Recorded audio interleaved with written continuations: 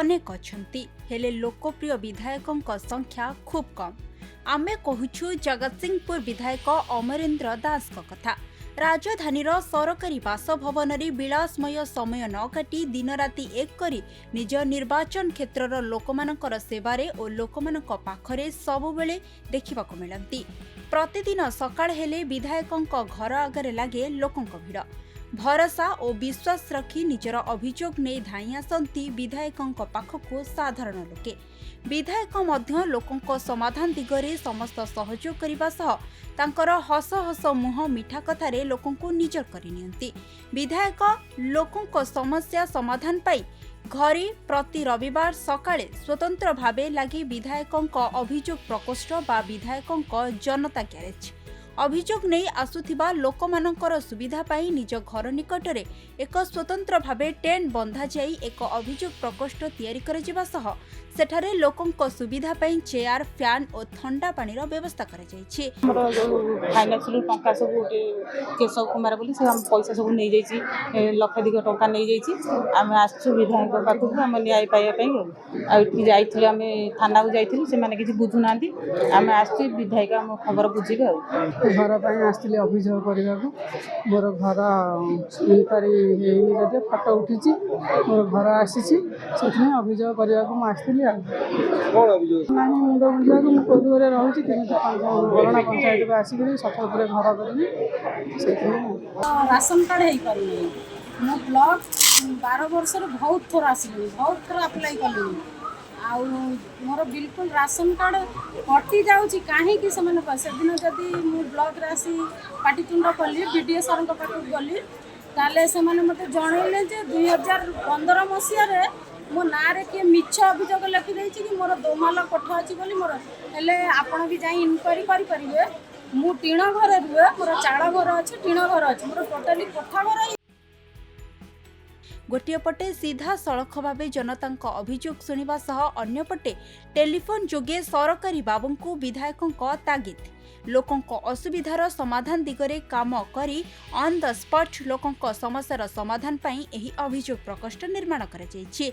एहा सह विधायक लोकों अभियोग सबु निज डायरी रे लेखि रखिबा सह अभियोग सबुको विभागीय अधिकारी को फॉरवर्ड करिसंती। एमिति भी विधायकों उपरे भरोसा रखिले तीर्तोल और बालेकुदा निर्वाचन मंडलीर लोकमाने मध्य सेमानक अभियोग आनी आसुथिबार देखिबाकु मिले।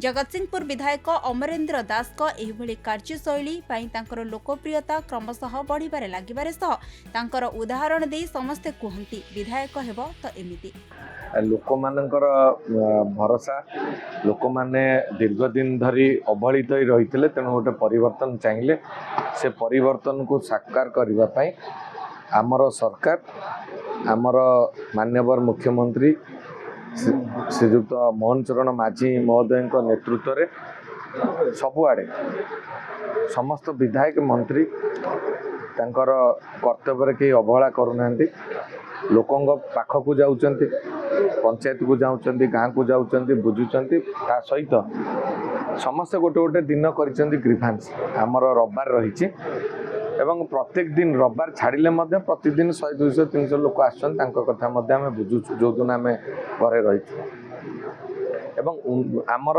सरकार आसवा पूर्व जो श्वेतपत्र आमर जारी होता 21टी आम रखी आसिले सरकार को यही काम सब करूँ 11 मास आज की पाखापाखी 25 दिन 26 दिन है आ भितर आम 11टी डिमांड पूरण कर सारी तेणु सरकार जहाँ कही आउ 10टी डिमांड खूब शीघ्र पूरण होगा जाऊँ खाली सेतिक नुहे एवं नुआ नुआ योजना नुआ नुआ व्यवस्था प्रति मुहूर्त गरीब खटिकिया चाषी मूलिया युवक छात्र वयोज्येष्ठ लोक समस्त सरकार चिंता करमती सम्मान सहित ये माटी तांकर जो अधिकार रु कहीं वंचित हेबे नहीं तांको अधिकार प्राप्य पाई सरकार दिन राति काम कर।